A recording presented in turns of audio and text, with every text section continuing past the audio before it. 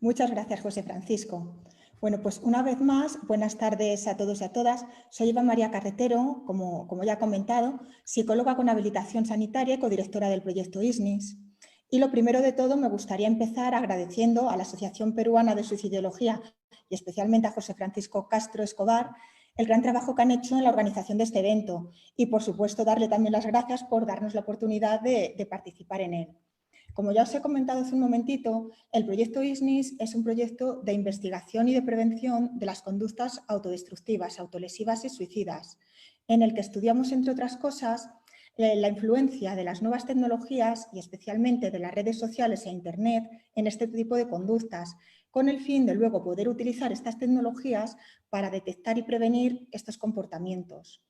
Y precisamente eso es de lo que vamos a hablar hoy, de la posible influencia de las redes sociales e Internet en la autolesión y el suicidio. Así que comenzamos. Cuando queremos definir lo que es la autolesión, aparentemente nos encontramos ante algo fácil, porque si yo ahora mismo preguntara a cualquiera de ustedes qué es la autolesión, la mayoría dirían lo que diríamos todos, que autolesión es hacerse daño a uno mismo, lo cual, pues sí, es cierto. Cuando alguien se hace cortes o quemaduras a propósito, está claro que es una lesión, una autolesión. Pero vamos a intentar ahondar un poquito más. Cuando me muerdo las uñas hasta hacerme heridas, o me arranco costras hasta hacerme sangre, o incluso cuando me hago un tatuaje, ¿me estaré autolesionando? Y vamos un poco más allá. Y si en vez de un tatuaje, y solo por seguir con el ejemplo de los tatuajes, me hago uno cada vez que en mi vida se da una situación difícil que no sé cómo afrontar, en este caso sería autolesión. Y ya por rizar el rizo, vamos un poquito más allá. Cuando alguien tiene conductas sexuales de riesgo, o se abusa del alcohol, o se abusa de las drogas, ¿sería autolesión?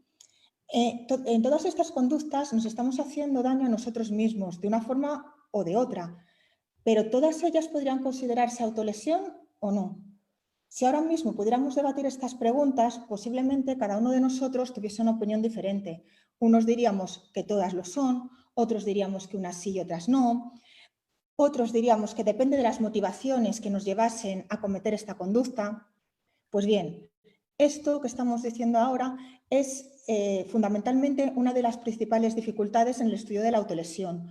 La gran cantidad de términos que existen en los estudios para definir este tipo de conductas y que cada uno de estos términos incluye diferentes tipos de comportamientos. Bien es cierto que en los últimos años, aproximadamente a partir del año 2000, posiblemente debido al aumento de este tipo de conductas, los investigadores hemos empezado a hacer una distinción un poquito más cuidadosa y a utilizar términos más consistentes y más homogéneos. En la diapositiva podemos ver un pequeño esquema elaborado a partir de una clasificación del psicólogo británico Nock, en el que contemplamos una posible clasificación de la conducta autolesiva. Así, como podemos ver en la imagen, la autolesión puede ser con y sin intención suicida. Estos dos tipos de autolesión se distinguen en la frecuencia, la intencionalidad y, obviamente, en la letalidad. Si hablamos de la autolesión con intención suicida, tenemos que hoy en día, cuando hablamos de conducta o comportamiento suicida, nos estamos refiriendo a un espectro amplio de comportamientos, todos ellos relacionados con el suicidio, entre los que tenemos la ideación suicida, que es el pensamiento de una persona en provocar su propia muerte, pero sin llegar a ejecutarlo, es decir, solamente el pensamiento. Estos pensamientos de acabar con la propia vida pueden variar en función de la concreción de los planes de suicidio y de la intención o voluntad real de llevarlos a cabo. Así, la ideación suicida puede expresarse como simples pensamientos momentáneos respecto a la falta de sentido de la vida y la posibilidad de la idea de la muerte, o puede llegar a implicar pensamientos y planes más concretos e incluso un pensamiento continuado y una preocupación obsesiva con la idea de quitarse la vida. Esta ideación suicida es más frecuente que las tentativas de suicidio y los suicidios consumados, pero su cuantificación real es muy compleja.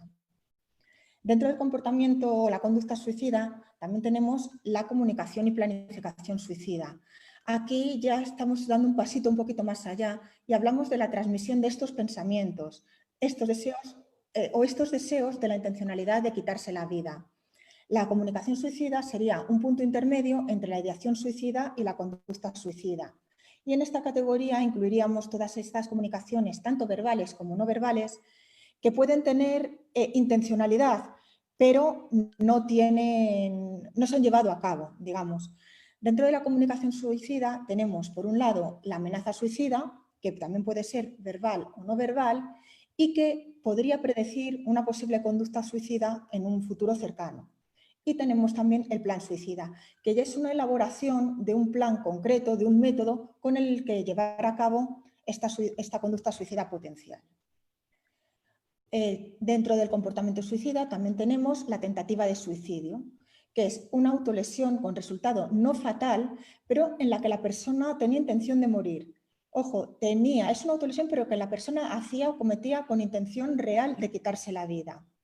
Lo que pasa que luego esta acción no se contempla, o bien porque algo sale mal o porque la persona se echó atrás en el último momento. Pero en el momento del inicio de la conducta había una intención real de quitarse la vida. Tenemos que distinguir la tentativa de suicidio, que es que la acción no se completa, como he dicho hace un momento, porque algo sale mal o porque la persona se echa atrás en el último momento, del suicidio frustrado, que en este caso es un elemento imprevisto, ajeno a la voluntad de la persona, la que impide la consumación del acto. Y por último, la última de las conductas sería el suicidio consumado, que obviamente hace referencia a una muerte autoinfligida, con una evidencia de que la persona realmente tenía intención de morir. Es importante que aclaremos que para que hablemos de suicidio se tienen que dar 3 requisitos obligatorios. Primero, que se trate de un acto autoinfligido. Segundo, que se tenga una real intención de morir, ya que si la muerte es accidental, aunque sea autoinfligida, no sería suicidio, sino que se podría considerar accidental. Por ejemplo, una autolesión sin intención suicida, pero que se va de las manos.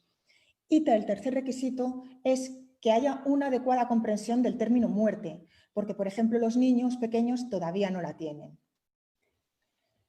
Esto en cuanto a la autolesión con intención suicida. Si hablamos de la autolesión sin intención suicida, tenemos con que esta puede ser directa o indirecta.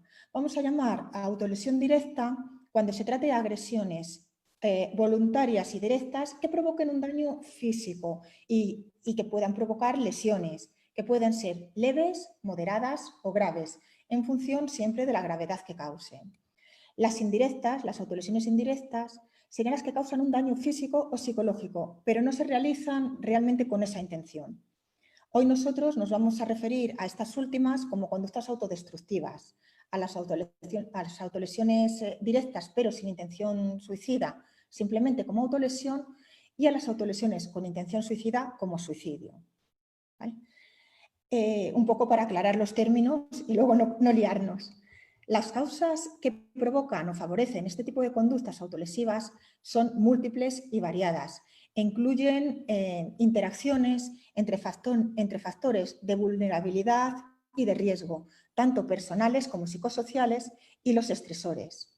Es decir, existe una serie de factores sociales, familiares y personales que pueden aumentar la aparición de este tipo de comportamiento, es decir, los factores de riesgo, o bien disminuirles, que serían los factores de protección. Vale, pues si tenemos en cuenta que hoy en día vivimos nuestras vidas en un entorno digital y las redes sociales e Internet nos influyen en todos los ámbitos de nuestra realidad, hasta el punto de cambiar nuestros hábitos de vida y la forma de relacionarnos, de comunicarnos, ¿no sería lógico entonces pensar que también tendrán una importante influencia en los comportamientos autolesivos? A ver, si volcamos nuestras emociones, nuestros pensamientos y nuestros sentimientos en la red y a través de ella buscamos gente que comparta nuestros gustos, información o simplemente apoyo o alguien con quien hablar, ¿no sería lógico pensar también que las conductas autodestructivas, la autolesión y el suicidio, no podrán ser inmunes al influjo de la red y se verán en mayor o menor medida influidas por el entorno digital? A lo largo de los últimos años se ha producido un aumento exponencial del uso de las nuevas tecnologías, es decir, de las TIC, especialmente de las redes sociales e Internet.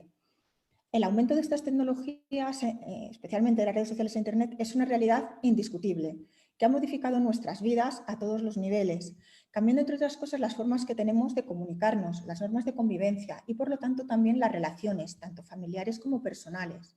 El ordenador, los smartphones, las tablets, los videojuegos y demás dispositivos electrónicos están cada vez más presentes en nuestro día a día, con todas las ventajas, pero también con todos los inconvenientes que ello supone.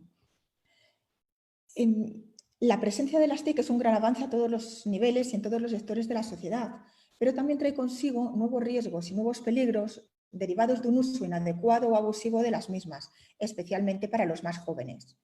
Esto es importante porque en la mayor parte de los casos, o por lo menos en muchos de los casos, los menores acceden a las redes sociales y a los contenidos de Internet libremente, sin ningún tipo de supervisión o de filtro, y muchos de ellos ni siquiera han sido educados o advertidos acerca de los posibles riesgos derivados de un mal uso de las tecnologías y mucho menos de los posibles riesgos de adicción a la misma, lo que puede contribuir, y en muchos casos o en algunos casos, la aparición o mantenimiento de conductas y comportamientos de riesgo, en muchos casos alentando o incluso provocando este tipo de conductas.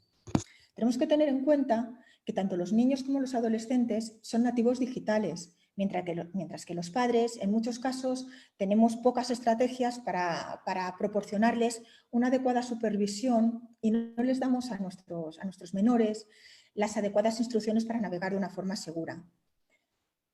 Como hemos dicho, Internet ofrece una cantidad de información ilimitada sobre cualquier tema, incluyendo la autolesión y el suicidio.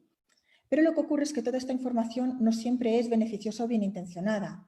Incluso en algunas ocasiones puede llegar a ser dañina. Hay que tener en cuenta que la información en la red es dinámica y en muchos casos anónima, con lo que se tiene poco o ningún control sobre la autoría de la misma. Por este motivo es misión del usuario ser precavido y tener mucha precaución para evitar posibles riesgos. Como ya hemos comentado, las TIC están cada vez más presentes en nuestra vida cotidiana, con todas las ventajas y todos los beneficios que ello supone. Ojo, pero también con todos los riesgos. Algunos de los riesgos y beneficios asociados al uso de las redes sociales e Internet que podemos encontrar son los siguientes. Por ejemplo, dentro de los riesgos tenemos el riesgo de adicción a las nuevas tecnologías. Un uso excesivo de las TIC puede provocar, entre otras cosas, disminución del rendimiento académico, cambios en el estado de ánimo, trastornos de sueño, problemas de ansiedad, aislamiento social, conflictos familiares, etc. La aparición del uso de las redes sociales e Internet también ha traído consigo nuevas formas de acoso, como son el ciberacoso o el ciberbullying. El cibersuicidio, que es la influencia de las TIC a la hora de cometer suicidio. La autolesión online, que es el uso de las TIC como Internet o el móvil para colgar o compartir contenidos que pueden incluir autolesiones físicas o contenidos que resulten dañinos o humillantes para uno mismo, como por ejemplo pueda ser hacerse daño y contarlo en Internet, publicar fotos de las heridas, publicarse incluso haciendo algo molesto o doloroso, publicar de una forma anónima algo negativo sobre uno mismo, etc. Las redes sociales e Internet también han traído consigo el efecto copia, un aumento del efecto copia por lo menos. El grooming, que es una forma delictiva de acoso que implica que un adulto se pone en contacto con un niño muy a menudo o haciéndose pasar por un menor con el fin de ganarse poco a poco su confianza para luego involucrarle en una actividad sexual normalmente. El sexting, que consiste en enviar mensajes, fotos o vídeos de contenido erótico sexual, personal, a través del móvil o mediante cualquier otro tipo de aplicación de mensajería instantánea o red social, correos electrónicos o cualquier otro tipo de herramienta de comunicación. El sexting, en un inicio, no es nada ilegal, ya que se hace de forma voluntaria. Los problemas empiezan cuando la persona que recibe estas fotos las utiliza luego sin el consentimiento de la persona que aparece en las imágenes o incluso para hacer chantajes. Aquí es donde pueden aparecer, o de hecho aparecen, los problemas e incluso el delito. Otro de los efectos perjudiciales que puede provocar el uso de las redes sociales e Internet es fomentar los comportamientos autolesivos. Existen foros, chat y páginas con contenido proautolesivo y prosuicida. Se pueden encontrar en este tipo de páginas pactos suicidas, divulgación de suicidios, sobre el suicidio, y existen páginas con información sobre formas de suicidarse. Pero no todo va a ser malo. También existen muchos beneficios al uso de las redes, asociados al uso adecuado siempre del uso de las redes sociales. Internet es un importante apoyo educativo a todos los niveles. Internet es una fuente inagotable de información en todos los campos Y esto pues, nos ha abierto las barreras y nos abre un mundo de posibilidades. Internet también puede ser una buena forma de apoyo social. También brinda la posibilidad de conocer gente nueva y de reforzar las relaciones creadas offline, es decir, fuera de la red. Puede utilizarse como medio para expresar emociones. Está ahora muy de moda y es un muy buen sistema para realizar terapia, la terapia online. Como hemos dicho, ofrece la posibilidad de conocer gente nueva, es una fuente de información y documentación sobre todos los temas y, entre otros, sobre la detección, prevención e intervención de conducta autolesiva y suicida.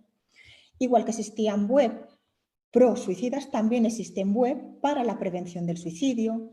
Existe mucha información sobre centros y recursos de ayuda. Existen también web y recursos de ayuda online. Y también las redes sociales, y esto es de lo que vamos a hablar un poquito hoy, las redes sociales e Internet pueden servir para dar la voz de alarma o para dar la voz de alarma o avisarnos de que puede existir un problema o de que algo no anda bien. Como estamos viendo, las redes sociales en sí mismas no son ni buenas ni malas, sino que todo depende del uso que les demos. Se hace, por lo tanto, necesario que seamos capaces de aprender a sacar el máximo provecho de todos los recursos y herramientas que las nuevas tecnologías ponen a nuestro alcance y que seamos capaces de convertir a las redes sociales, Internet y demás medios digitales en aliados en la prevención en todos los campos y particularmente en el de la autolesión y el suicidio. Autolesión online. Cuando hablamos de Internet y autolesión, lo vamos a hacer desde una doble perspectiva. Por un lado, tenemos que hablar de la autolesión online, que acabamos de mencionar hace un momento, y por otro lado, tenemos que hablar de la posible influencia que puedan tener las redes sociales e Internet en la conducta autolesiva. Como hemos dicho antes, la autolesión puede ser con y sin intención suicida. En este momento vamos a hablar de la autolesión sin intención suicida, ya que más adelante Fernando hablará de la influencia de la red en el comportamiento suicida. La autolesión online consiste en utilizar las redes sociales, Internet o cualquier otro canal digital para enviar, compartir o colgar contenidos que incluyan autolesiones físicas o que puedan resultar dañinos para uno mismo. Dentro de las autolesiones online se pueden incluir todo tipo de conductas que impliquen provocarse un daño físico a uno mismo y colgarlo en Internet, publicar fotografías o vídeos de las lesiones, pero también se podría incluir el colgar imágenes o vídeos haciendo algo doloroso o molesto para uno mismo. Algunos de los motivos que pueden llevar a los adolescentes a autolesionarse online son como forma de expresar su malestar, expresar también su desahogo o simplemente sentir un alivio, para buscar atención o comprensión de los demás, para ver la reacción que tienen los otros ante este comportamiento suyo o simplemente porque otros lo hacen o es una moda. Todos hemos oído hablar de los famosos retos que se hacen virales y que provocan que los adolescentes cometan algunos tipos de comportamientos pues bueno, no demasiado recomendables, por no decir que nada recomendables. Si somos sinceros, la verdad es que la autolesión online, e incluso siendo más genéricos, la influencia de las redes sociales e Internet en la autolesión y el suicidio son temas que no han sido muy investigados hasta la fecha, pese a que parece ser que Internet puede desempeñar un papel muy importante en este tipo de conductas, especialmente en la época de la adolescencia y la juventud, ya que los adolescentes usan Internet con el propósito de conectarse con otros en mayor proporción que cualquier otro tipo de edad. Por un lado, tenemos que Internet puede ser un apoyo social, ayudando en ocasiones a reducir la sensación de soledad y a facilitar la interacción con otras personas, tanto a las que conocen como con personas desconocidas.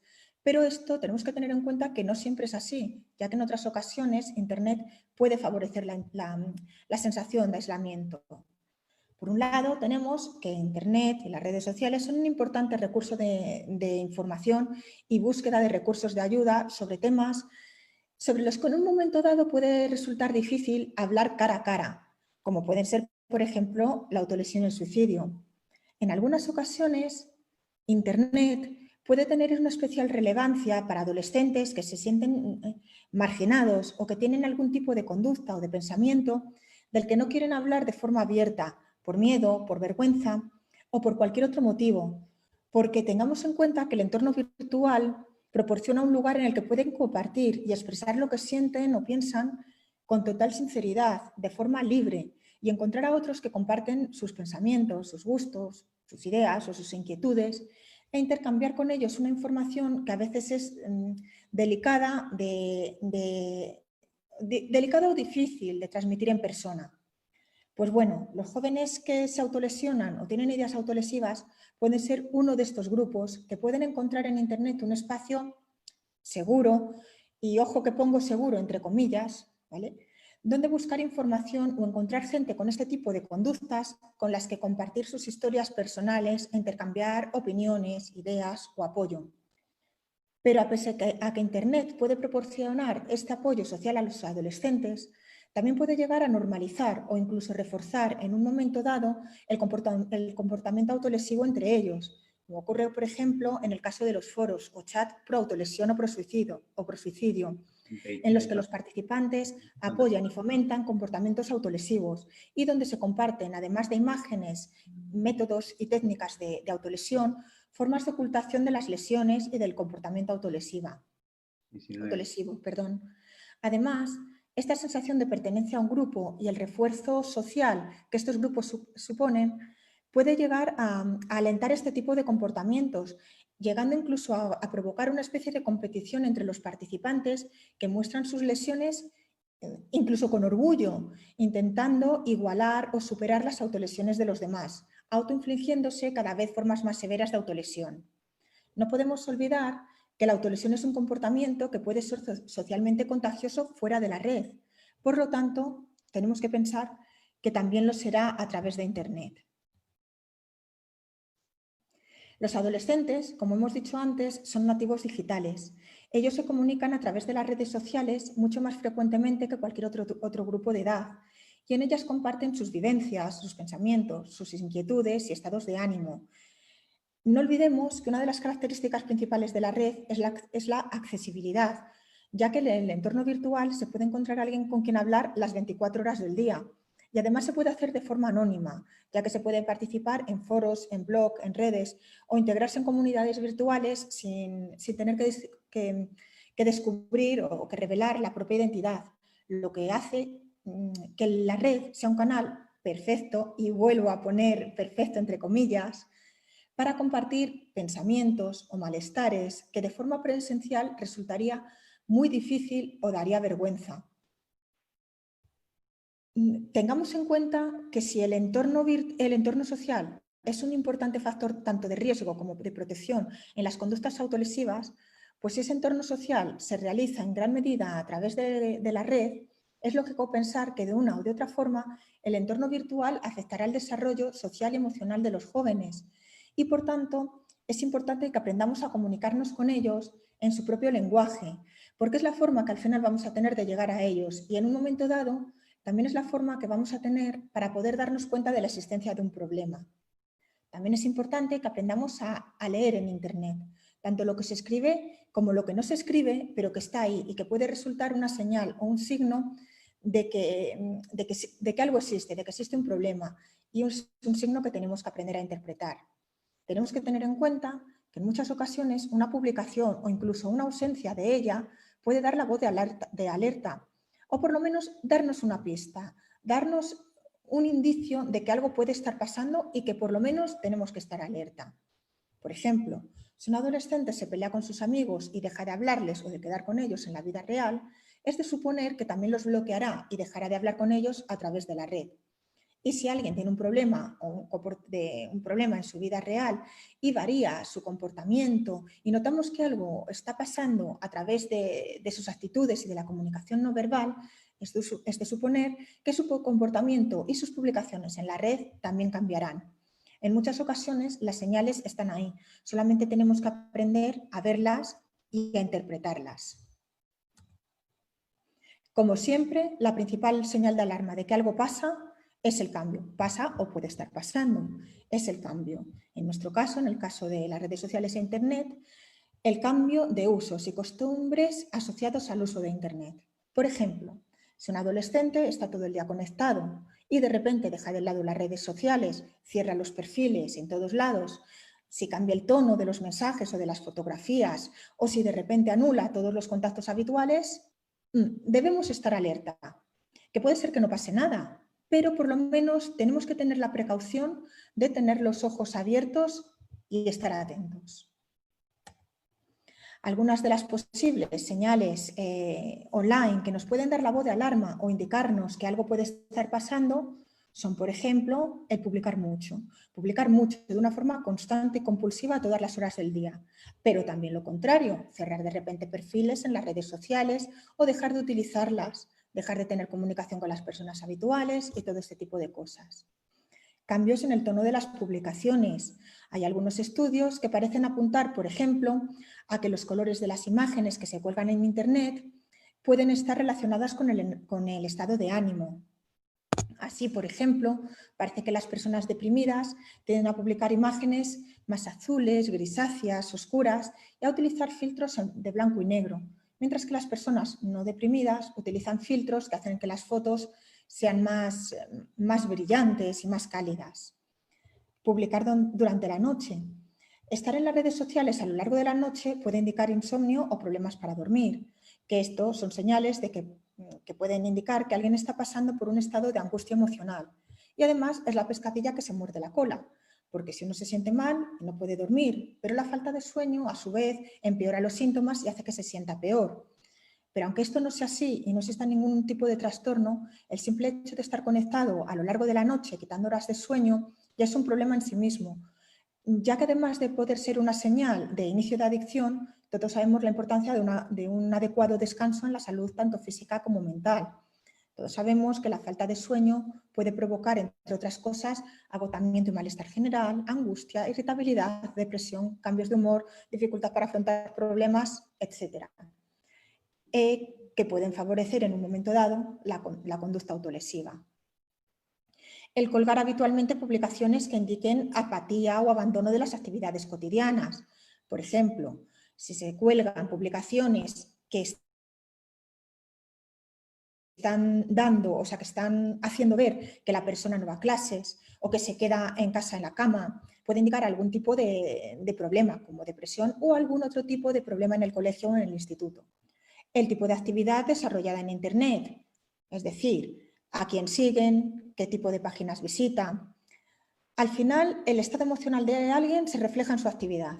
Si alguien de repente da like y sigue en publicaciones con mensajes tristes, negativos o visita páginas con contenido o información sobre autolesión y suicidio o simplemente páginas de ayuda, nos puede dar una pista de que algo pasa y es el momento de hablar. Los hashtags que utilizan los jóvenes y sus amigos nos pueden dar muchas pistas sobre el estado de ánimo y su actividad online y podrían ser una forma de detectar problemas. Por ejemplo, hashtag depresión, hashtag suicidio, hashtag autolesión son algunos de los que deberían hacernos saltar las alarmas. El tono emocional de las publicaciones, el lenguaje utilizado, publicaciones con mensajes de ayuda o desesperanza del tipo no valgo nada, el mundo estaría mejor sin mí, no merezco nada bueno y cosas por el estilo. Y, por supuesto, si publica algún tipo de nota de despedida, es el momento de tomar cartas en el asunto. Otro de los señales que podemos detectar online son los emoticonos. Los emoticonos utilizados también pueden ser indicadores de los estados de ánimo. A ver, no olvidemos que para eso son los emojis, para poner imagen y expresar lo que estamos pensando o lo que estamos sintiendo. Así, si utilizamos algunos emojis como las caritas tristes, enfadadas, culpables o algún otro tipo de emoticono como la pistola, la píldora o el cuchillo o el corazón roto o cosas así, podrían ser indicativos de algún tipo de problema emocional. Y el reflejar en las redes algún tipo de aparición o conductas autodestructivas o de riesgo. Si alguien publica contenidos realizando conductas imprudentes o autodestructivas, especialmente cuando estas aparecen de repente, tenemos que ponernos alerta. A ver, todo esto que hemos estado comentando hasta ahora son señales de alarma que nos indican que puede estar pasando algo y que sería interesante que estemos alerta por precaución hasta estar seguros de que no existe ningún problema para prevenirlo o en caso de que exista, para solucionarlo. Pero esto no tiene por qué siempre ser así. No pensemos que el hecho de poner un emoji triste ya va a indicar que una persona tiene depresión o que se va a lesionar. Repito, solo son señales que podemos tener en cuenta de cara a detectar y a prevenir la aparición de posibles problemas o conductas de riesgo. Pero, por supuesto, siempre hay que tener muy en cuenta el contexto y la personalidad de cada persona. Es, por tanto, imprescindible investigar las redes sociales y las posibles relaciones entre el uso inapropiado de la red e Internet y la aparición o mantenimiento de conductas dañinas para los jóvenes, para poder elaborar planes de formación adecuados y adaptados a las problemáticas reales. Pero también es imprescindible ser conscientes de la influencia que ejercen este tipo de tecnologías, especialmente los más jóvenes, y aprender a utilizarlas como un recurso educativo de ayuda y prevención. Y por hoy se nos acaba el tiempo, así que os dejo con con Luis Fernando López, compañero y el otro codirector del proyecto ISNIS, que os hablará de la prevención del suicidio en Internet y en las redes sociales. Una vez más, dar las gracias a la Asociación Peruana de Suicidología que nos haya dado la oportunidad de participar en este estupendo proyecto y, por supuesto, agradeceros vuestra atención. Muchas gracias. Bueno, muy bien. Bueno, pues por continuar, si no pierdo el hilo, estamos por la prevención, ¿no? La necesidad de prevención desde una detección, desde una educación en cuáles son las señales de alerta, cuáles son los factores de riesgo que debemos encontrar en determinados tipos de población para poder realizar una estrategia, unos planes de prevención adecuados para las problemáticas que nos encontramos. Evidentemente, estos planes de prevención deben de ser complementados por los riesgos y por los peligros que encontramos en Internet y en las redes sociales, que son muy reales. La prevención implicaría como primer ámbito esencial de evaluación cuál es la motivación, ¿no?, de las personas, de cuáles son la motivación que dentro de las redes sociales e Internet llevan a las personas con cierto nivel de sufrimiento, con cierta desesperanza, con problemas diversos, porque debemos entender que el suicidio es una conducta que es multifactorial, que depende de muchos factores. Por lo tanto, saber cuál es la motivación que puede llevar a determinado tipo de población a consultar, a llevar su desesperanza, a llevar sus preguntas, a llevar su dolor a la red social, a Internet, nos puede ayudar a entender cómo podemos ayudarle en un entorno que es eminentemente digital. Y educar finalmente pues implicaría, como digo, como he iniciado desde este primer momento, pues implicar a todos los agentes de prevención, desde la familia nuclear hasta la familia extensa, a docentes, a las escuelas, a todos los profesionales, no únicamente de la salud, ¿no?, sino profesionales interdisciplinares, ¿no?, dentro de diferentes profesiones, que evidentemente todos estamos llamados como agentes de prevención a educar y educarnos, habitar y habitarnos dentro de la sociedad para prevenir un problema que evidentemente debe de ser atendido como lo que es, ¿no?, que es un problema de salud pública. Así que para poder entender todo este contexto, estos tres principios, ¿no?, que nosotros desde Proyecto ISNIS estamos trabajando, estamos investigando para ver qué encontramos, para ver cómo poder descifrar el código que se encuentra dentro de los nativos digitales, el por qué y cuáles son las motivaciones que le llevan a incluir y a exponer su dolor en una red que en la mayoría de ocasiones no sostiene, sino que valida su ideación suicida, pues encontramos que hay un término que circunscribe toda esta realidad, y es la de la que voy a hablar hoy para complementar el conjunto de contextualización que nos ha realizado la compañera Eva. Vamos a hablar de una realidad en prevención 2.0. Vamos a hablar de un concepto que se acuñó hace muy poco tiempo, que es el del cibersuicidio.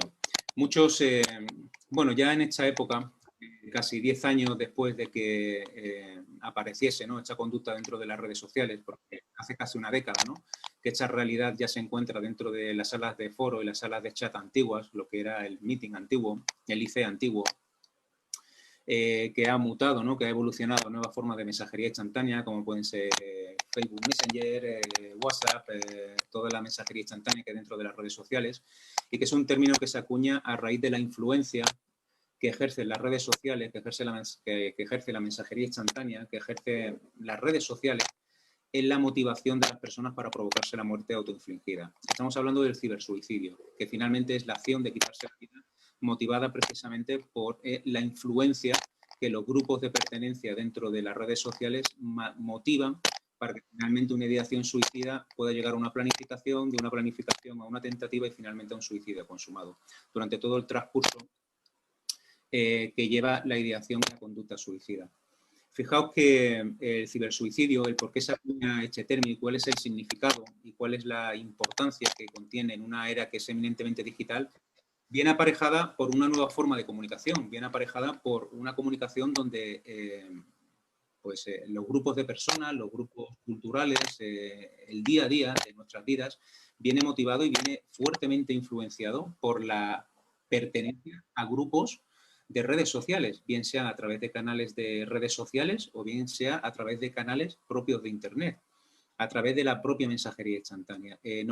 La forma de comunicación ha cambiado, ha evolucionado eminentemente a un código binario, un código basado en unos y ceros que trasladan un corpus de información, un corpus de comunicación que puede ser canalizado y que puede ser entendido desde un punto de vista adaptativo, pero también puede ser entendido desde un punto de vista muy perjudicial. Es decir, las redes sociales e Internet, como bien nos ha dicho la compañera Eva, vienen motivados y pueden ser un canal de prevención, pero también pueden ser un arma que pueden ser utilizados por grupos con fines espurios para provocar y aumentar el sufrimiento de una persona que deposita su dolor en las redes sociales.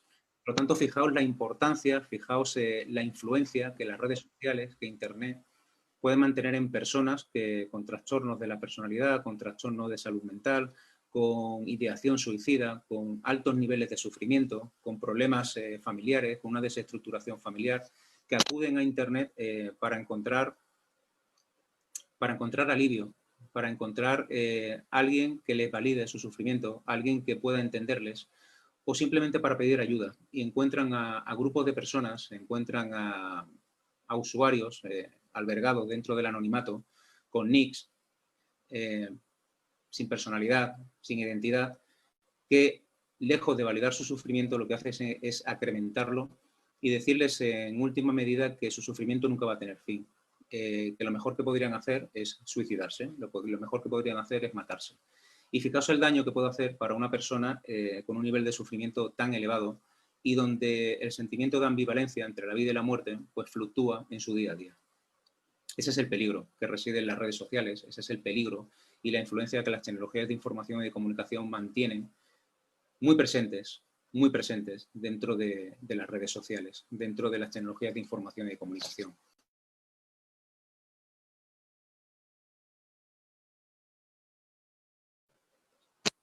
Fijaos el alcance, ¿no?, exponencial que puede tener esta amalgama, ¿no?, de comunicaciones dentro de la era digital que tiene a través de diferentes aplicaciones. Como puede ser Facebook, como puede ser Snapchat, Twitter, Instagram, Google, WhatsApp y recientemente la novedosa TikTok, ¿no?, ha sido una nueva forma de comunicación. Fijaos que las estrategias que han realizado estas plataformas, estas empresas de comunicación, lejos de mantener una estrategia de prevención, ¿no?, real, una estrategia de prevención efectiva, donde se establezcan medidas complementarias a las establecidas, ¿no?, recientemente gracias a la presión que la sociedad y los estamentos y las asociaciones y sociedades, la mayoría de ellas altruistas, la mayoría de ellas compuestas por supervivientes, la mayoría de ellas compuestas por profesionales comprometidos por la lucha en la prevención, lejos de realizar una acción preventiva, comunitaria, plural, canalizada y efectiva, únicamente se ha hecho censurar lo que son los contenidos pro-suicida, lo que son los contenidos que alienten el cibersuicidio. Es decir, han bloqueado determinados perfiles, han bloqueado determinados posts y ahí acaba su estrategia de prevención. No ha habido medidas complementarias. Fijaos que hecho a priori, ¿no?, a simple vista, podríamos decir, bueno, pues es efectivo. Como es efectivo, se ha bloqueado esta publicación, se ha bloqueado este comentario, se ha bloqueado este hilo de conversación. Por lo tanto, ya no tenemos, ¿no?, ese contenido pro-suicida que aliente a otras personas que tienen un nivel de sufrimiento elevado a motivar o a que siga su camino, a que siga la conducta suicida dentro de su evolución y que consume su suicidio. Fijaos que a priori puede parecer beneficioso, y lo es, evidentemente, menos es nada, ¿no? Siempre decimos eso. Pero no hay medidas complementarias. Fijaos que los usuarios dentro de la red, lejos de parar lejos de contenerse, lejos de ver que han sido bloqueados por una institución superior y de plantearse que el contenido que están albergando de la comunicación que realizan con estas personas es perjudicial, lo que realizan es que migran, cogen este contenido y lo llevan a otras plataformas que son mucho más permisivas con el contenido albergado dentro de sus servidores sobre el contenido prosuicida y sobre el contenido, sobre todo, autolesivo. Por lo tanto, creo que las estrategias de prevención dentro de estas plataformas, dentro de las redes sociales, dentro de Internet, dentro de las empresas de comunicación que manejan y gobiernan de algún modo nuestro día a día, nuestra forma de comunicarnos, nuestra forma de habitar la sociedad, ¿no?, dentro de una era digital, pues deberían de establecer planes de prevención a diferentes niveles para poder mitigar, para poder disminuir, para poder bajar esas tasas de prevalencia, ¿no?, de muertes por suicidio mediante una estrategia de educación que englobase, que fuese complementaria a las estrategias presenciales y que englobase a las redes sociales como un canal de prevención dentro del desafío que conlleva la era digital. Podemos hablar igualmente de cuál es la motivación, de cuáles son las expectativas, ¿no?, de las personas que llegan a la red social, que llegan a Internet, que llegan a las salas de chat, que llegan a las salas de foros, para poder depositar, para poder albergar su sufrimiento, intentando establecer una comunicación, intentando establecer un modo de hablar, un depósito de las emociones que difícilmente pueden depositar en entornos presenciales. Y aquí quiero hacer un inciso. Quiero hacer un inciso porque es importante especificar la dificultad de la expresión emocional de las personas con ideación suicida, de las personas que tienen un nivel de sufrimiento muy elevado y que piensan en la propia muerte, el poder depositar estas emociones en entornos presenciales, que tradicionalmente se han realizado o bien en la familia, o bien en la escuela, o bien con personas significativas de su entorno. El no poder depositar, el no permitirse depositar estas emociones dentro de los entornos presenciales no viene motivado porque las personas del entorno no quieran ayudarles, no encuentren o les importe el sufrimiento que tienen estas personas. Realmente no existe una cultura de la prevención de la muerte, no existe una cultura de educación para poder sostener, para poder acompañar, para poder llevar a buen término lo que es una emoción disruptiva, lo que es una emoción fuertemente provocada y sumida en un dolor muchas veces indescriptible, devastador, como el que sienten las personas con ideas suicidas. Y simplemente las personas allegadas a estos sujetos.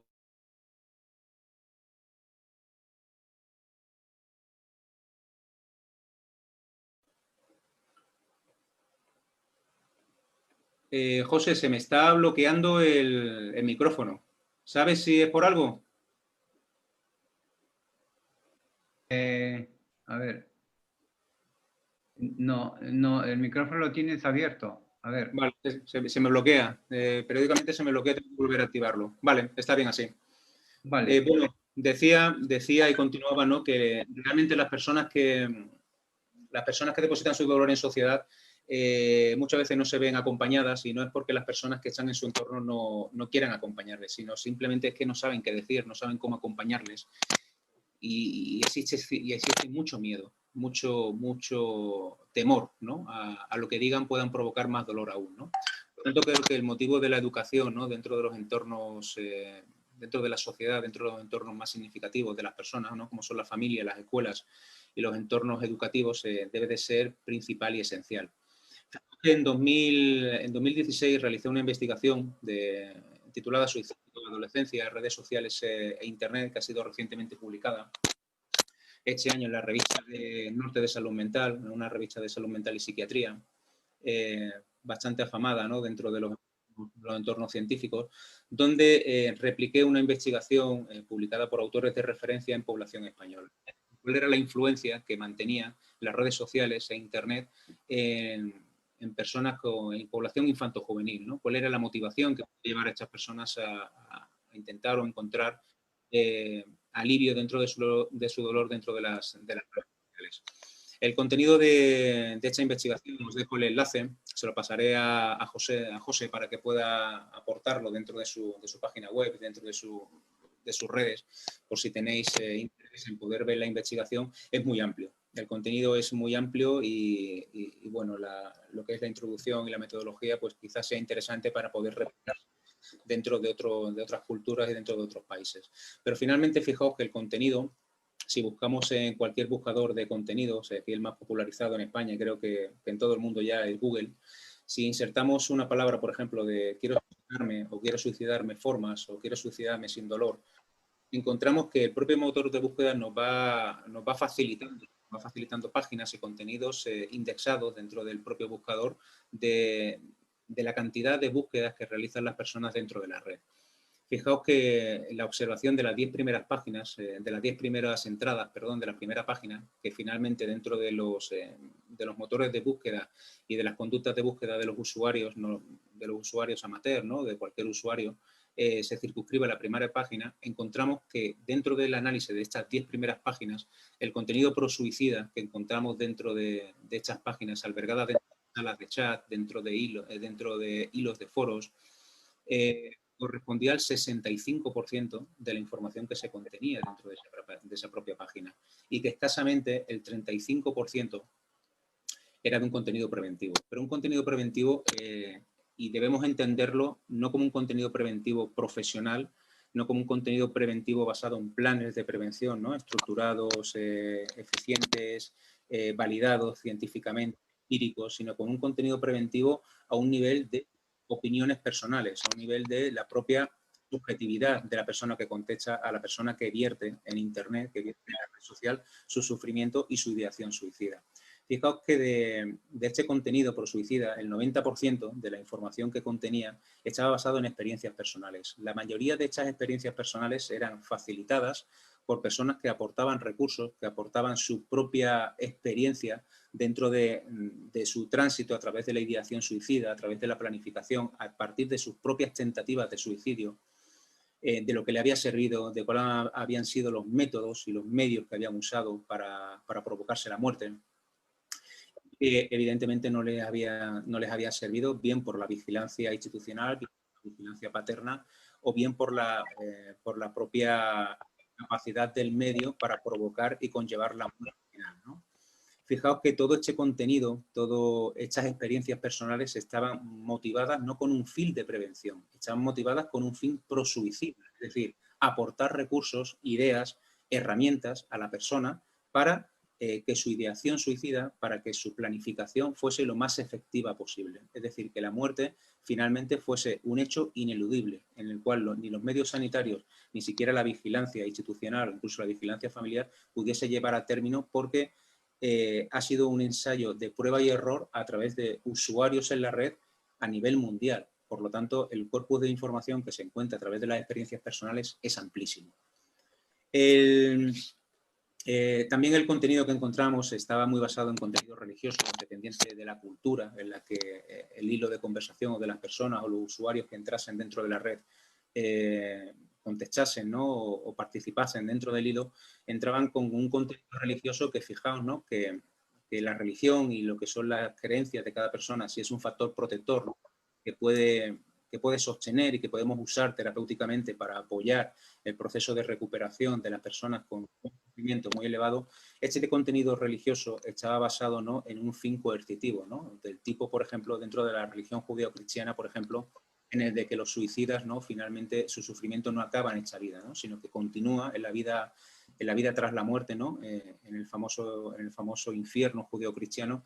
Por lo tanto, el factor de prevención está basado en un factor que difícilmente puede ser efectivo dentro de un fin sanitario, ¿no? Podríamos entrar en debate, ¿no? sobre si el contenido judeo-cristiano basado en un contenido preventivo religioso en estos términos y en el contexto en el que se promueve, finalmente es preventivo.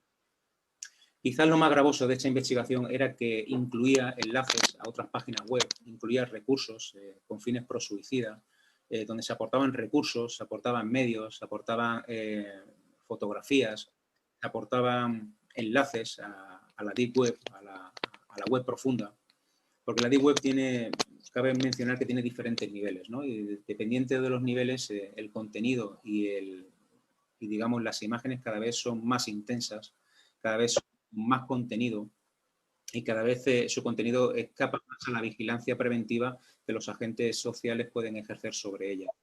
Estos enlaces, esta aportación de recursos pro suicida, como ya nos ha dicho la compañera Eva, pues incluye incluso quedadas en grupo para promover el suicidio, para poder enseñarse, fotografiarse y colgar sobre las autolesiones que han realizado, el participar dentro de grupos y retos suicidas, incluso enlaces, ¿no?, donde se podían comprar medicamentos eutanásicos.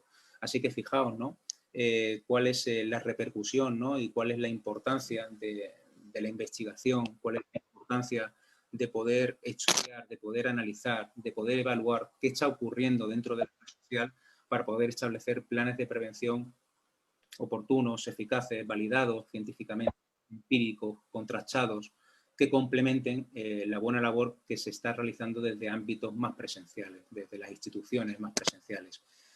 Nosotros entendemos desde Proyecto INIS que esto es una realidad que ha venido, que ha estado oculta, pero presente durante todos estos años, ¿no? Es importante que la canalización, es importante que la evaluación dentro de las redes sociales, dentro de Internet, venga incluida dentro de los estudios y la investigación que se realiza en los planes de prevención.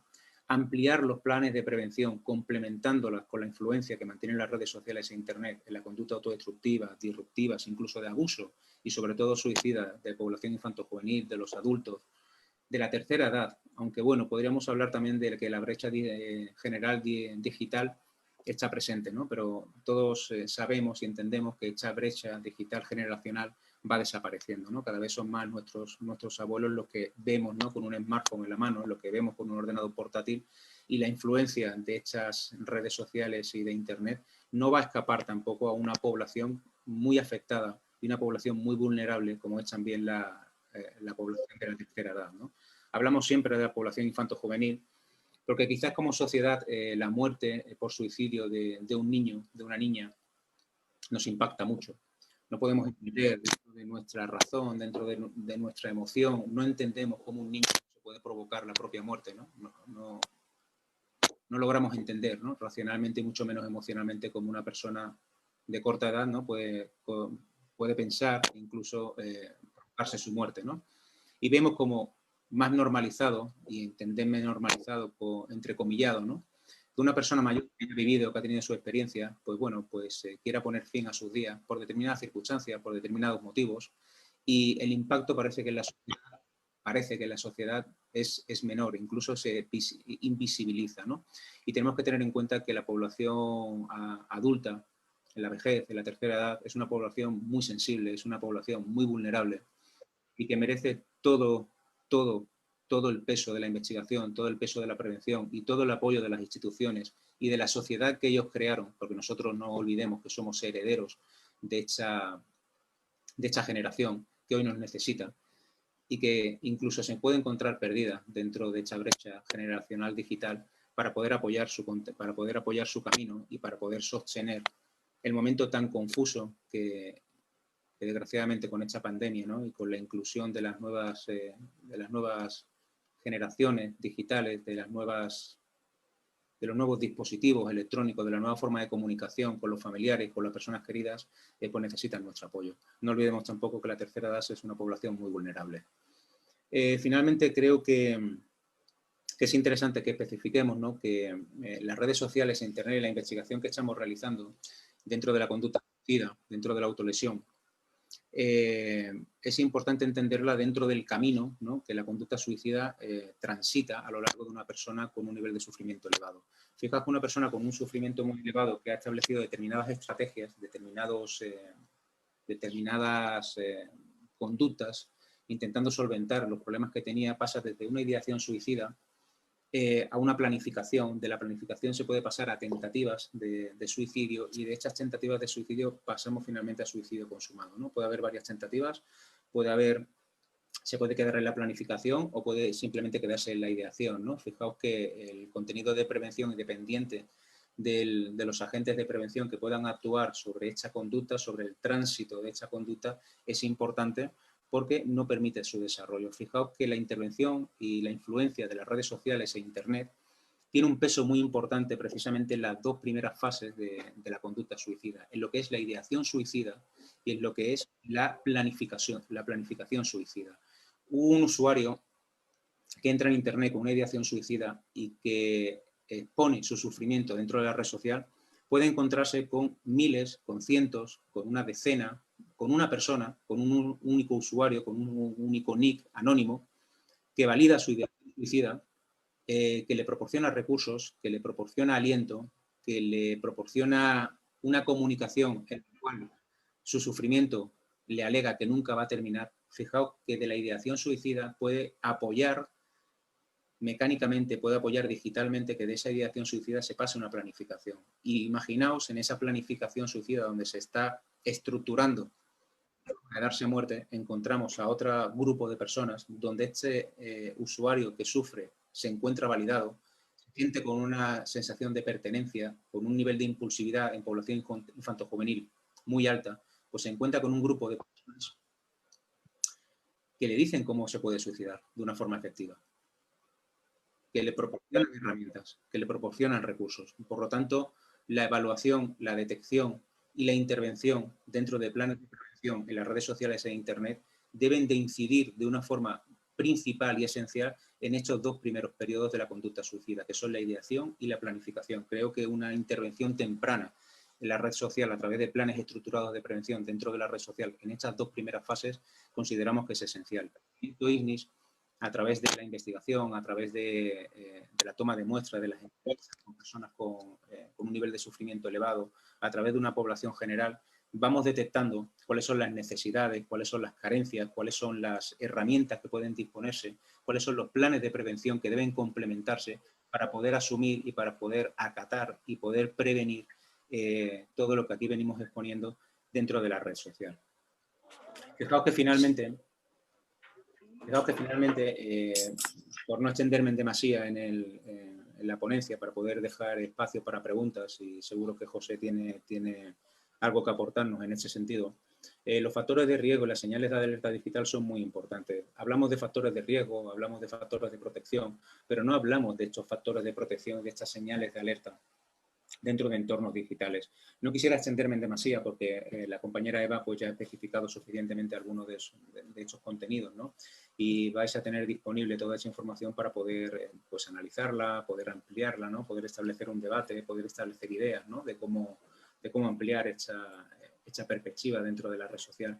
Pero entendemos que es muy importante y es un síntoma y es una señal de alerta dentro de los códigos de conducta de nativos digitales, sobre todo con un nivel de sufrimiento muy alto, el bloqueo y la eliminación de personas que son significativas para ella. Pueden ser padres, pueden ser primos, pueden ser parejas, pueden ser profesores, amigos de la escuela, y hay que tener muy en cuenta, sobre todo en los entornos familiares, en los entornos educativos, el cierre de perfiles de las personas, ¿no? De las personas que finalmente cierran su perfil sin una causa justificada. Y sobre todo, tener un cierre de perfiles donde viene acompañado con una visualización dentro de plataformas de contenido digital donde la autolesión, donde los problemas de salud mental, donde la conducta suicida se hace protagonista, ¿no? Hemos visto y somos testigos, desgraciadamente, de muchas series, ¿no? Que han mantenido pues una conducta, ¿no? ética dentro de la visualización de contenido en determinadas plataformas de vídeo, en determinadas series televisivas, que se han alejado de un contenido preventivo, sino que precisamente han hecho del suicidio, han hecho del trastorno mental, han hecho de los problemas de desestructuración familiar, de los problemas conllevados a las circunstancias de abuso, el protagonista principal de una serie donde la prevención ha quedado atrás, donde realmente el protagonista principal era el problema mental, ¿no? Catalogándolo como indescriptible, catalogándolo como imprevenible y sobre todo catalogándolo como un hecho principal, quitándole y restándole importancia a la labor de prevención, ¿no? A la recuperación y a la humanización de las personas en sus propios procesos de sufrimiento.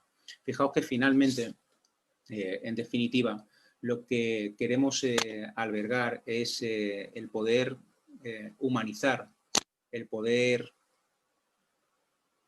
llevar a las personas, el poder llevar a los grupos de pertenencia, el poder llevar a la red social, a este desafío que nos encontramos en la era digital, el poder humanizar el contacto dentro de la red social.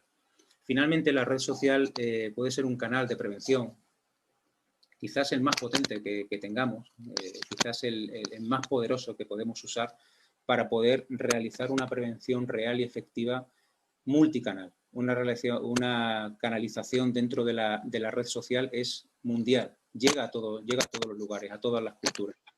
Tendremos que establecer planes de prevención, elaborar instrumentos de evaluación, realizar y medir cuáles son estos factores de riesgo dentro de las redes sociales, dentro de Internet, para poder poner voz, ¿no?, a este doble silencio en el que las personas con la ideación suicida se sitúan, ¿no? Y sobre todo con las personas supervivientes del suicidio, en este doble silencio donde la sociedad lo sitúa. El silencio interno por no poder depositar, ¿no?, ese sufrimiento dentro de la propia sociedad, y el silencio externo, ¿no?, en el que la sociedad lo sitúa.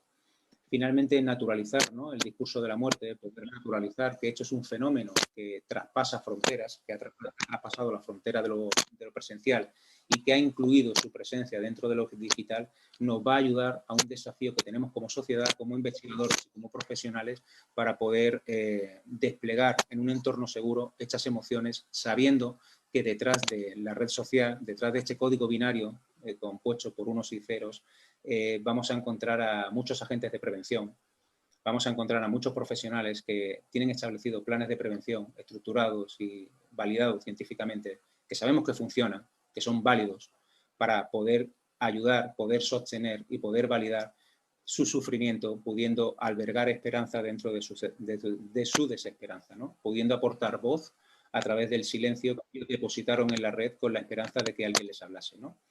Así que, bueno, pues simplemente animaros, ¿no?, desde aquí, desde España, desde Madrid, tanto mi compañera Eva como José, que sé que está profundamente comprometido con la investigación, que está profundamente comprometido con la prevención, con ayudar y con acompañar a las personas que sufren en su dolor, y a las personas que se quedan, ¿no?, a los supervivientes del suicidio, en poder investigar, en poder seguir, apoyar proyectos, seguir visibilizando, seguir quitándole estigma y siguiendo poniendo voz a un problema que finalmente es de salud pública y que debe ser atendida como lo que es, como un problema de salud pública. Únicamente así, con la sinergia de todos los profesionales, de forma interdisciplinar, con todos los agentes de prevención, familias, profesionales de la salud, educadores, los propios alumnos, los propios pequeños que también nos aportan información, todo junto con la sinergia, seguro que aunamos fuerzas para llegar a buen término. Así que, sin más, pues le cedo la palabra a nuestro compañero José. Vale.